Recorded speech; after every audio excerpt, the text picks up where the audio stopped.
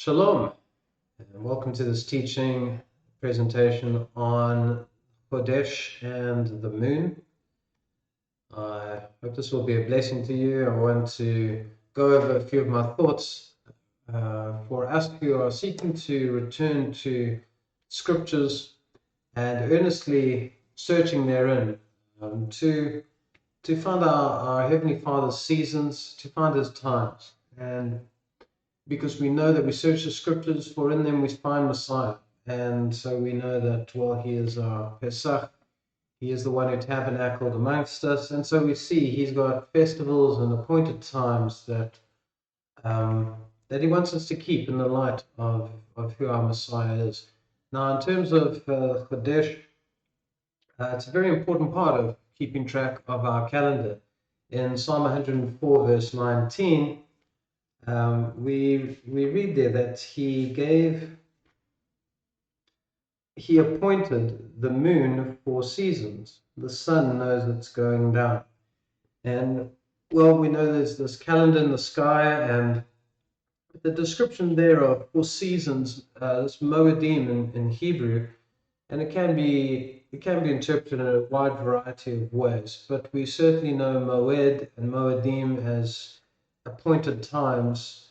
And there's some described in the scriptures. And well, we also see that those appointments are governed by what is known as Chodesh, um, uh, months, translated as months. That in the first month we have a series of appointments, and then in the seventh month as well. We also have some appointed times there. We have the Feast of Sukkot, of Booths, and so we look forward to these things. But we need to understand, if we're going into the first Chodesh or the seventh Chodesh, what do we understand about it? What can we have good faith that this is the original plan our Creator wanted for us? All right. So in terms of Chodesh, the Hebrew word means is translated over 200 times as month or monthly, months in that sense, and the root of it comes from the idea of to renew or to make new, depending on the context. So sometimes it can be new, sometimes it's renew. But certainly, with month or with these periods, that we have this understanding of there's this renewal that would happen through the cycles of Israel. And we get this rough idea of it was around 29, 30 days. Descriptions of on the 29th day of the month, on the 15th day of the month, we can get a sense that this Chodesh, this period, was roughly around this 30-day size. Now, what some have said, and it's a good point to make out, is that, hold on, the word Chodesh just means a renewal or a new season and a new 30-day count. How do we not know that? Why do people relate to the moon? How do we know from the scriptures that it's connected in any way to the moon? How do we know that it isn't just a renewal, just a new season, like in a truly solar calendar? Where, so I've got an example here of, I think this comes from the Book of Enoch, which was kept in the Ethiopian church. Anyway, this idea of a calendar with nice, neat proportions of summers, spring, summer, autumn, winter, and 30-day sections, but got nothing to do with the month, or let's say the movement of the moon, just new sections that were 30 days long. And so some would contend, how do we know? Chodesh just means renewal.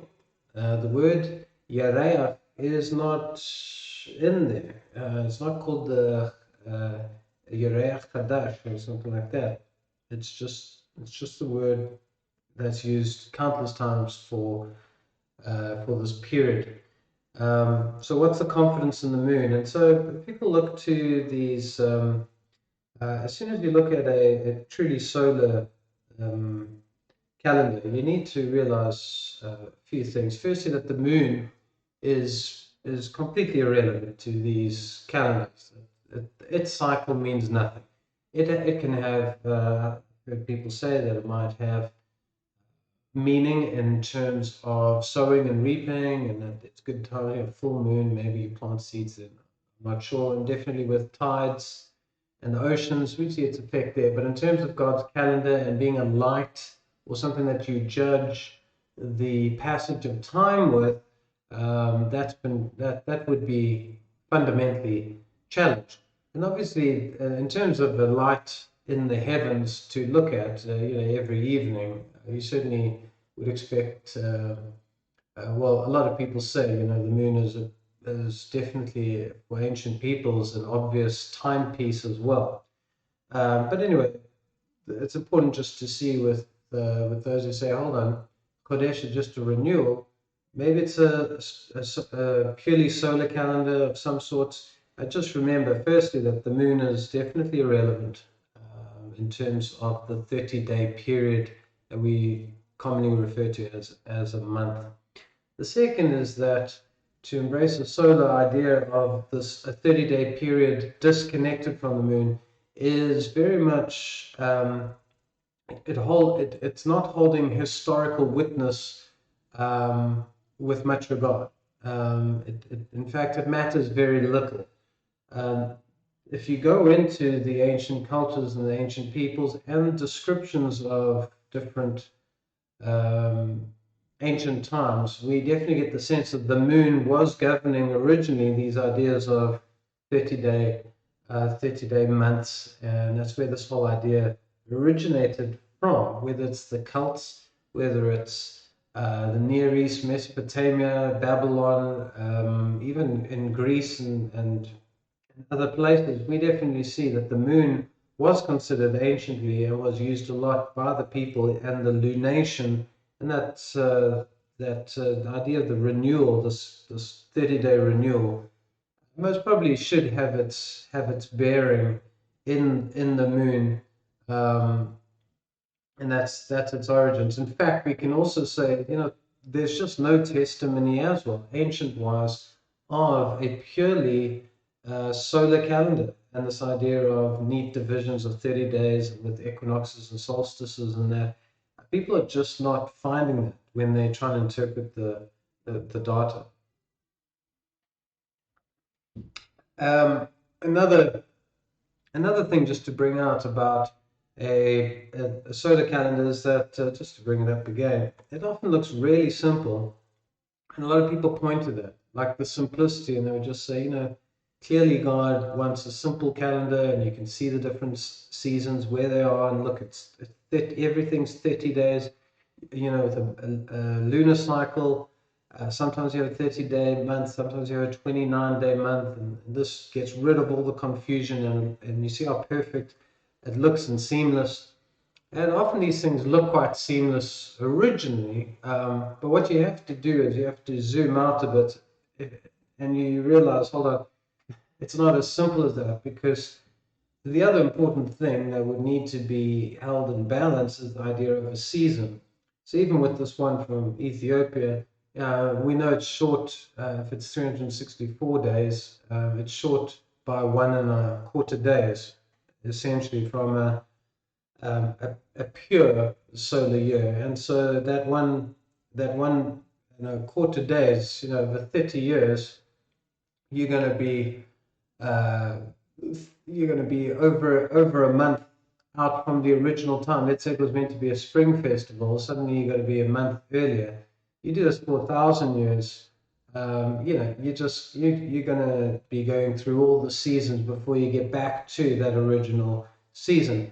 Some might even get the 365 days, and they'll say, look, okay, we can get to 365, and this is how we reconcile it, but let's have these nice divisions of 30, and you see there's no complication.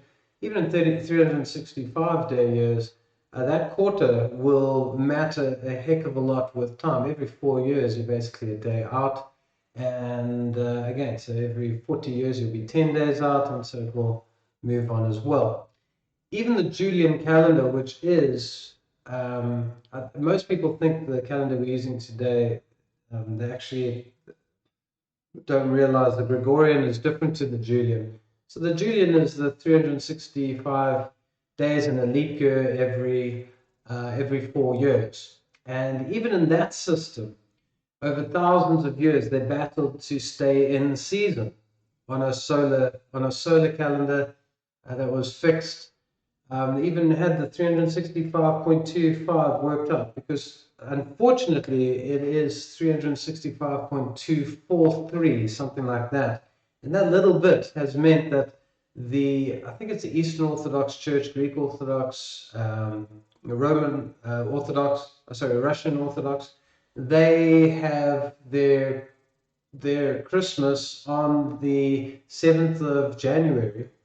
But in their Julian calendar, it is the 25th of December. But with time, that's even just shifted 10 days from where it was originally. Let's put it that way. The Gregorian calendar tried to reconcile that, and I think in about 1,000 years, when typically we would have a leap year, they added this element where in that month maybe we won't have one to pull it back when there's going to be a bit of drip. Anyway, so it may look really simple, it may seem whatever, but on a seasonal level, with time, there's no straightforward answer to a lot of these things.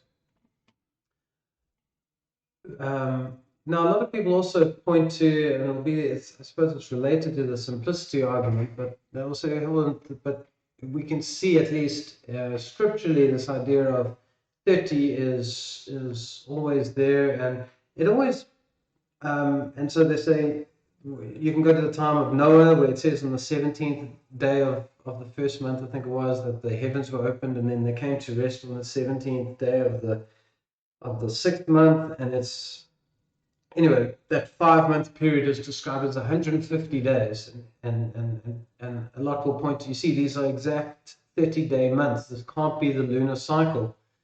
Well, that's not necessarily the case. It seems as though in ancient lunar cycles they consider 30-day months, but if it was a 29-day month, they would just consider first day of the next month as day 30 and as day 1.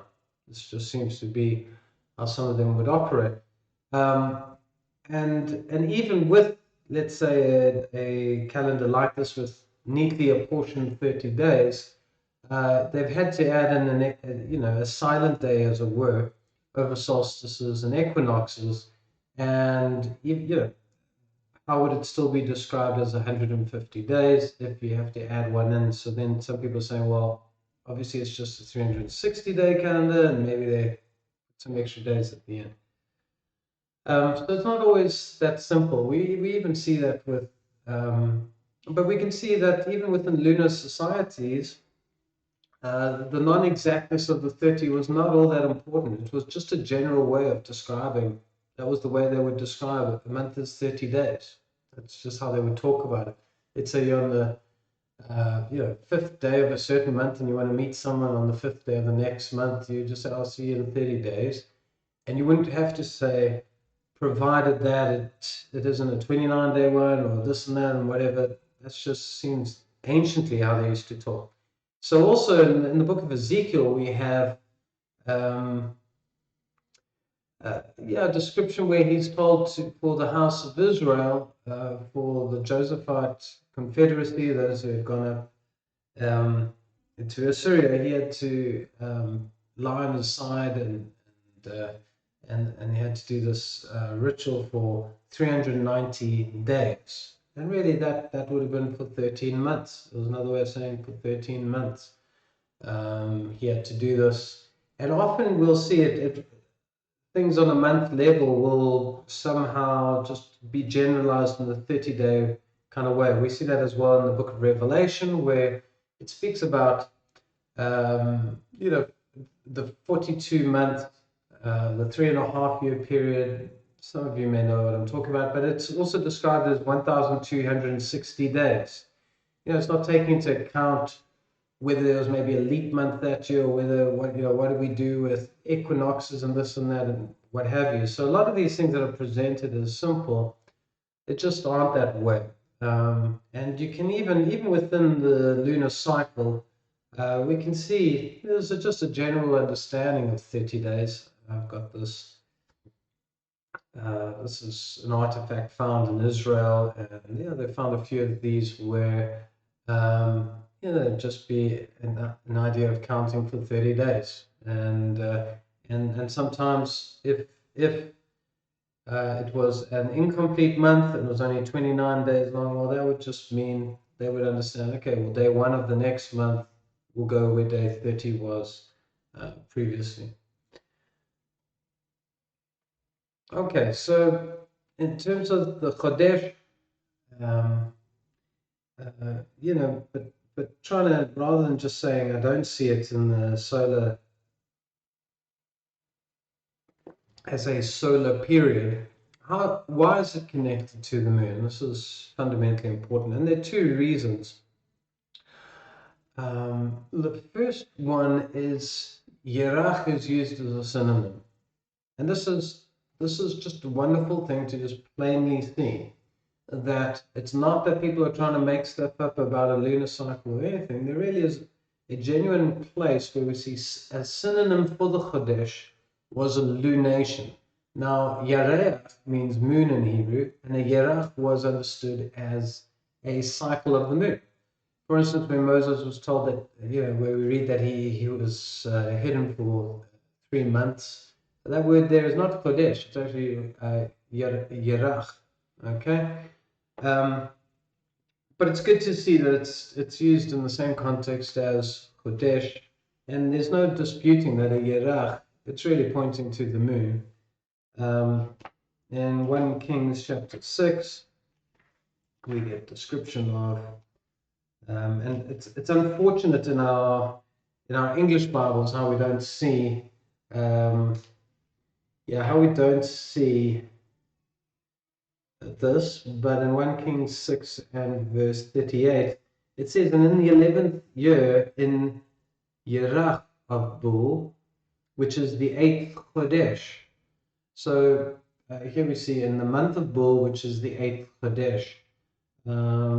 Yeah, it's not just there, it's also in chapter 8 and verse 2. It says, the men of Israel, they assembled with King Solomon at the feast in the month of Ethanim, which is the 7th month. So we know they're talking about the feast of Sukkot, but there where it says the month of Ethanim, it is the Yerach of Ethanim, which is in the 7th Chodesh.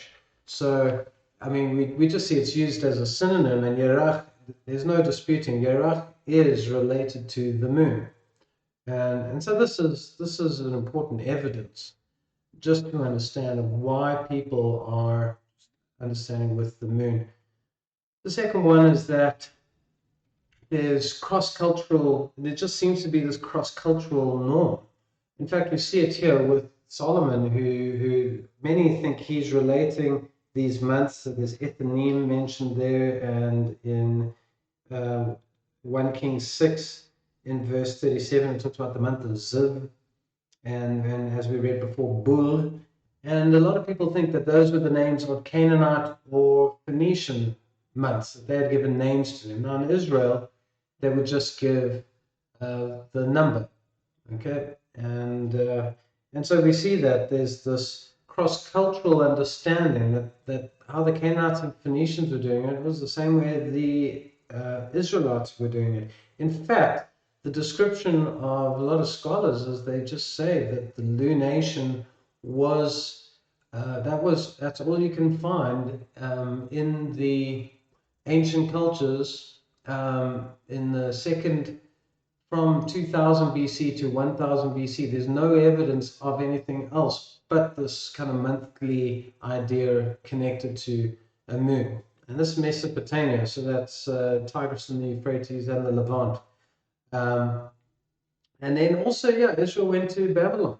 And that's also important because as much as we see, the 7th month is connected to the month Ethanim of perhaps the Phoenicians or whatever. So we see that in the time when Judah was sent to to Babylon, we see as well some cross-cultural norm with regards to the lunation, the the lunar cycle, where we see the first month is linked to the Babylonian month of Nisan, and the seventh month to Tishri, and the 12th month to Adar, and the sixth month to Elul, and these are mentioned in Ezra, Nehemiah, in Esther, and in Zechariah.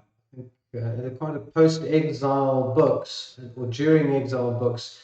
We have these, this crossover of the month and the Yereach, which was also, it seems, that the Babylonians, they worked till the moon. And so there we see just this commonality scripturally, because it's tough to find anything scripturally. I'll be honest. It's as though it's just a given that Israel just understood the Chodesh, but it's hard for us to get into their minds. What did they understand? So, but we have confidence in the idea of the moon. All right, now just underlining the moon, the other challenge is, well, even if we do see this renewal as connected to the moon, we keep getting deeper and trying to find more and more answers. The next question with regards to the moon is, well, what would start the month? Was it full moon? Was it a dark moon? What was it that would be the beginning of the moon in ancient Israel? And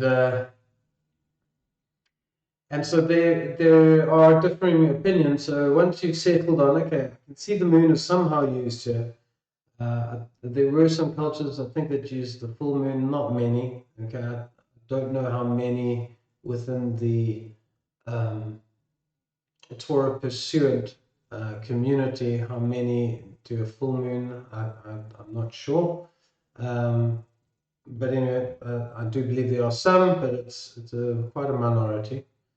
But typically, there are two main ideas. Like if we go with the moon, there's two big ones that are spoken of the most. The one is the idea of the conjunction, that the moment that all the light from the old month has finished, and it gets to that completely darkened state from where light then can build again, and we can start the waxing again of the moon. That point of darkness, that's called conjunction. That's the one view, and some people have that view that that's the moment that starts the new month. The other view is that it was about light coming onto what was an old moon, an old season, but that light needed to be visible and evident. It was important that it should be sighted, and so you'll often hear people also talk about the first crescent to be sighted. And so there's these two. So some people say they're dark moon and we're crescent or whatever. It's a little bit more nuanced than that, because the understanding with the conjunction is that yes, once it's dark, but the point is light is gathering now, and so it is not void of the concept of the light growing. And so the big question with this, and really trying to wrestle with just different teachings out there. The big question I find is just, again, historic testimony, the cross-cultural form. Can we see that there is there data from other nations of the lunation and how they worked it and how they did it? And the truth is that we actually have a great resource available. In fact, some people have called it the longest project of all time, and that was that Chaldean astronomers were really detailed from about 700 BC through to around 50 BC. That's detailed in the skies and documenting it, and there's a host of clay tablets that they found in Assyria, ancient Assyria, in one of the old libraries, and much of it has been destroyed, but about 10% has come through from this long period of 700 BC through to about 50 BC. and it's detailed descriptions of Sirius is here, Mars, this is where the moon was at, and at sunset at this angle above the horizon. Extremely detailed stuff, and it does talk about the month, and they would have markings to determine and to express how the month was understood. And so these are called the astronomical diaries. Here's just some pictures so that you can yeah, you can just see these clay tablets. Quite a beautiful thing. And yeah, and they really just describe thoroughly, in particular, what was happening in Babylon. So Mesopotamia, Syria, Babylon, and we know there was, because of Zechariah and these other witnesses, there's this time that the Hebrew lunation and the biblical description of month days, they would use the, there was this commonality. So we have these descriptions, and there's some great academic work that's coming out. I've listed one here. I've read through it quite a few times. I'm trying to get my mind over it with regards to other things of what about cloud cover, and what about the day of expected sighting, and there's a whole lot of other stuff that I'll have to look into down the line. But there's just some great work coming out where, based on when people know certain kings ruled and the dates given and the description of the heavens on these specific dates, you'll see. I'll just put this paper here. You'll see in the top corner it says SAO NASA Astrophysics Data System. So this is from University College of London, and the man here, Sasha Stern, is really good in terms of yeah, just the research coming out of what was in the heavens being described, and working through the descriptions on these tablets. And so I'd encourage any of you to try and find this article and read through it. It's quite heavy, and there's lots to think of, but it gives us an insight into at least how the king of Babylon was um, trying to look at the heavens, and definitely the moon, and trying to determine, here's where the month begins, and here it began again, and it ended, and here it began. And what were they doing? What were they looking at in terms of the moon? Were they they're looking for the point of conjunction, visible first crescent. What can we see from the data? And so these people have looked at that. And so he looks at, in his paper, 441 basically unambiguous new month accounts, because there's some destruction here and there, but really sticking to the best that there is that comes forward. And the description is that it is clearly the visible crescent moon that was understood as the beginning of the month. The Babylonians, that you go through what was considered day one of the month, it would relate to the day that the new moon could be seen. Now, sometimes it would be late because it could have cloud cover. There could be issues. Maybe the astronomy wasn't perfect at that point, and there could have been other rules. I don't want to get into that. But clearly, across the 441 cases, um, it's just understood that the day they were looking for and really trying to mark, without a doubt, is the day of the first crescent moon. And there are 8 reports that, I'm just saying, only 8 of the 441 could be considered before it being viable to be seen. In other words, related more to the idea of a conjunction. So that's only 8. And even there, they look at this, and it just stands out, and, against the grain that they understand these as false reports, that the witness testimonies were false. And so this, yeah, it's just this is just going by the data.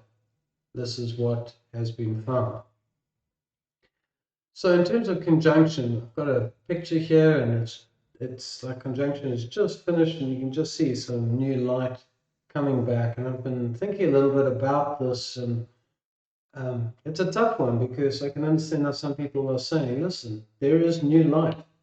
There is new light on the moon. We know it's there. We can see it. Well, we can't see it yet, but we know from the mathematics, we know from um, God's given us His brains to use, that we can know exactly when the darkness is over and the newness of light is now coming, and that makes full sense.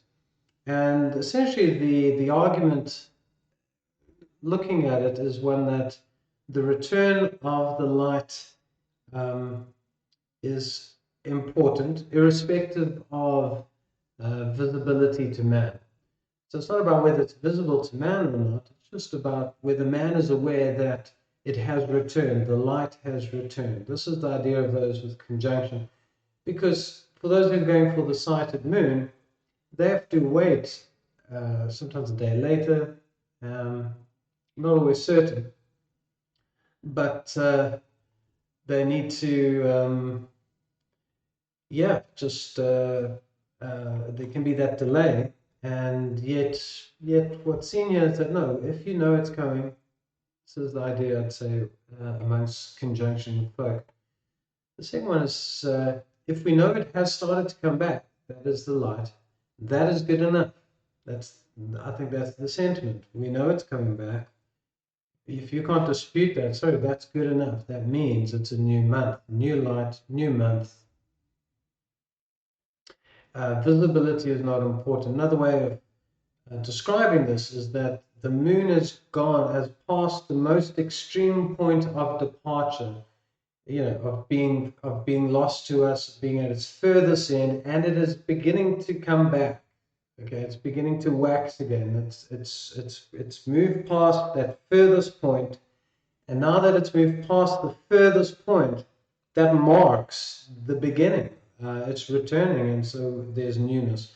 I'm sure it's more nuanced than that. I'm sorry if I don't express the view well enough, but I think this summarizes the conjunction view. Now, I was listening yesterday to Nathan Lawrence of Hoshana Rabbah, and his thoughts on uh, um, on the month, and whether the first day should correspond with the visible sighting or whether it should be conjunction. And he had some interesting things just to say about, firstly, the this concept of, if it's returning, that's good enough. It's not important what we see. And he made a good point in terms of, let's say, um, in terms of the year. Uh, well, the greatest departure, let's say, of the sun from us is at the winter solstice. So to the left there on this picture, you see the winter solstice, the shortest day of the year. And from then on, the light is increasing.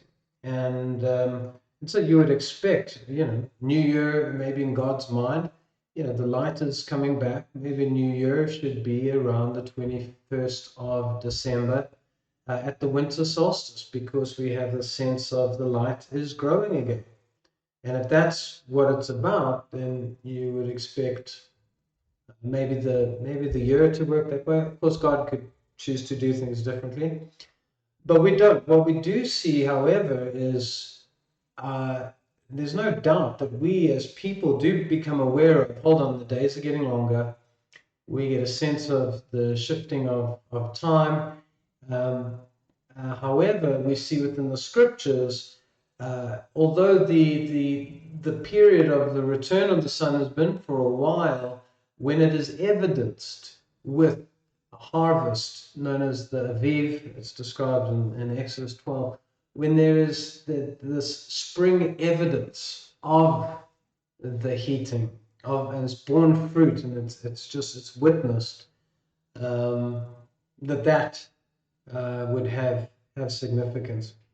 And so I think we have within the year, at least we can have a picture for, it's not enough that the light is increasing, it's about when does it bear witness of that. And so maybe the ancients, the reason why they would look for the first crescent was the idea is it might even be increasing, but we have to wait for it to bear testimony that it is revealed in the heavens and we can see it. So that's one thought.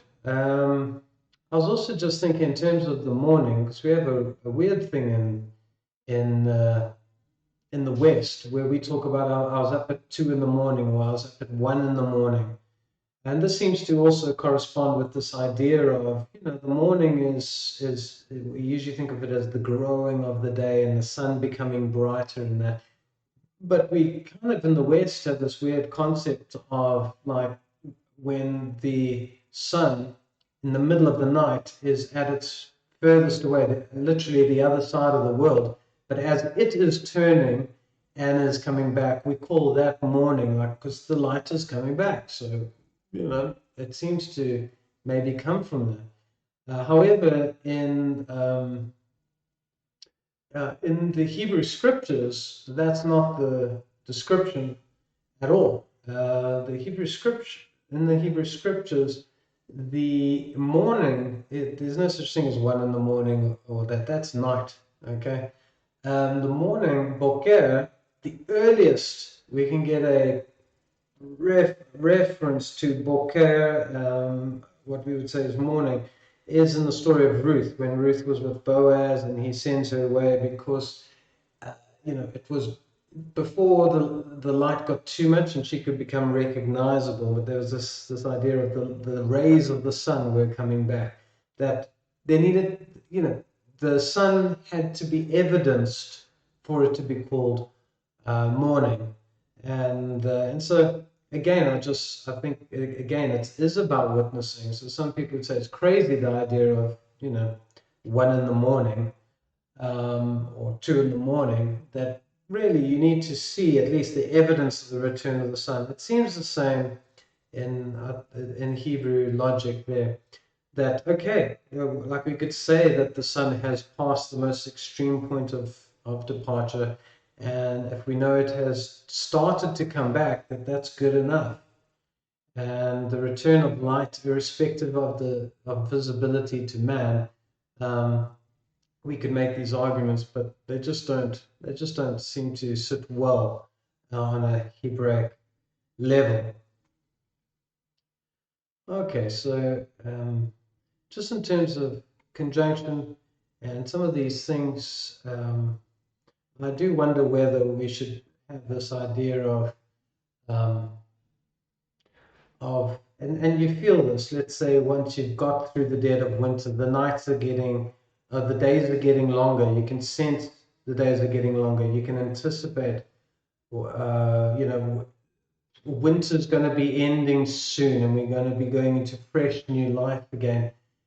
Maybe a better understanding would be this idea of it's pregnant or it is mm,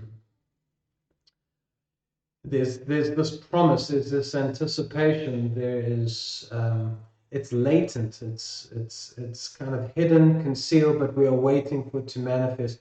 Like with the year, we wait for the Aviv.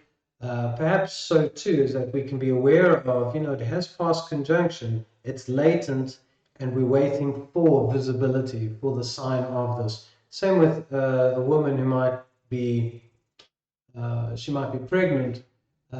We celebrate and we start counting when on the day of birth.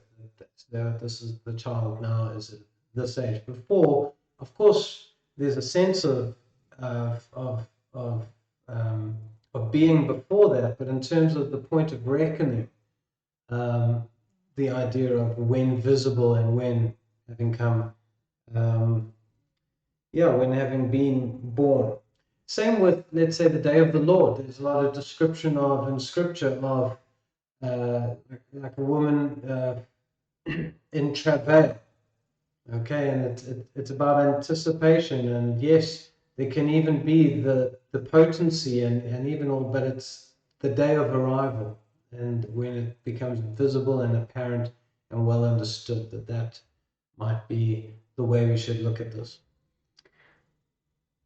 Okay, so in terms of the Chodesh and the moon, I hope this might help you understand a bit more about our Creator's calendar, and maybe to also understand just some of this work coming out of from the astronomical diaries. It seems that the first step is, can we link the Chodesh to the moon? And then once seeing, Israel had a parallel calendar with the other Mesopotamian cultures in terms of the month. We have this wonderful treasure trove of the astronomical diaries, and we can see, the way they did it is they really tried to cite that it was important that the witness of that moon that marked the beginning. It gets more nuanced than that, because what if there's cloud, all these other issues, and when you look and sight and other things. But the overwhelming testimony, if you're looking for quantitative research into really that they can go with NASA and really look, and they can say they were definitely looking for this. Anything that could be considered conjunction in that period is fractional, and it is so fractional that they consider it that these were false reports. So I leave that with you. Some research, hopefully I've presented it well, and the main thing is that we just want to get into the Chodesh, and whether we're a day out from each other, that maybe just at least the most important, obviously, coming before our Father with heart seeking Him. And I haven't even addressed there's some other points that could be made from the conjunction side from the book of Samuel and the predictive nature of what is said there. And I don't want to get into that too much. But just to understand the connection of the Chodesh to the moon, and some of the testimony that's been hidden for centuries and has come out recently and analyzed and studied, we can see even beyond that it did seem to be about sighting a crescent moon. And so I just hope this is a blessing to you and you in your journey. Shalom.